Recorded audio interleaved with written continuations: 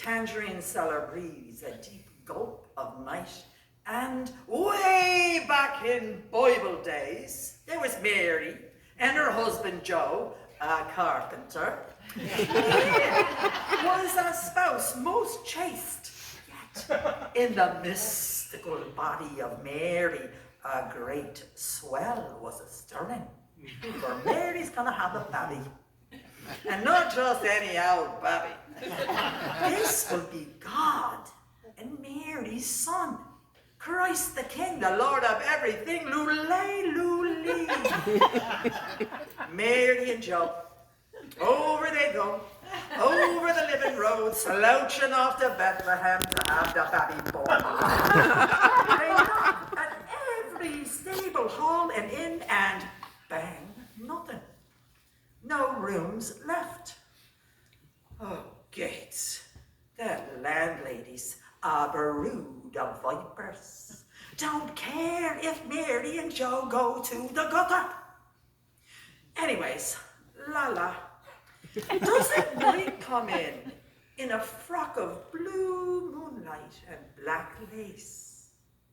There's the moon going hoo-hoo, flocks of stars o'erhead, gala ecstasies of stars, and at the veriest edge of sky, precious Mary spies the one winky star. And that one winky star says to her, "Folly me, Mary." Mary says to Joe, says Mary, "Holy Joe, folly that star." So they folly that one winky star, cross desert sands and rock, till they reach a cow shed. "Are you mad, woman?" Joe asks her. "This cow stall's no place for a bleeding babby." "Shut up, Mr. Joe boy. That one winky star found me a place for to birth Christ the King, the Lord of everything. Super dupers. Haven't I nearly killed knackers from all these goings on, leading the manky donkey and such?" He spreads fresh yelly straw in the cow trough. That cow trough, surrounded by animals. White sheep with the coal eyes, piggies, oxen, peering about, most curious about these lunatics clearing up their cow pen. Once Joe boy's got the field straw tucked in, Mary stands. Gone are her slothy clothes. She's wearing a petticoat of damask red, under a holy blue, holy wimple. When sacra familiars, doesn't God part the heavens, hurl down that star, and doesn't that star come screaming through the ceiling? Star of mercy, star of grace, there in the cow trough is the naked Baba Jesus. If you saw him, you'd eat him like salt. At the self-same time, there was a gang of fellas from the Valley of Kings, following the same pointy star. And didn't that same pointy star point them king fellas in the direction of Mary's cow stall? When they arrived, they joyed to find the sacred enchanter getting his chubby chins tickled by his mammy inglorians. Big gob, that cowshed was mental.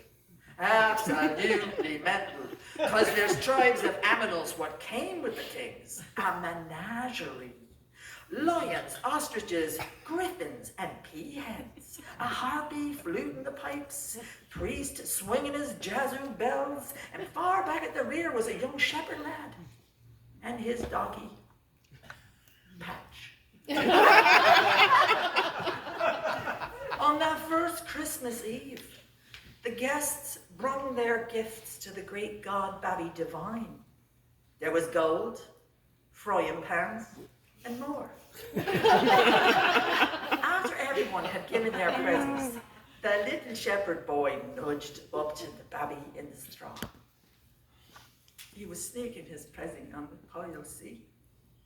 Because he was shamed. Shamed. It was far too nothing next to the gold frying pans. It was only a weensy basket of little oranges. Soon as he set out that basket, didn't the great God Babby Define grab up and gobble down all the little oranges, licking peels at the peahens, spitting pips, wiping his sticky hands on his swaddly clothes.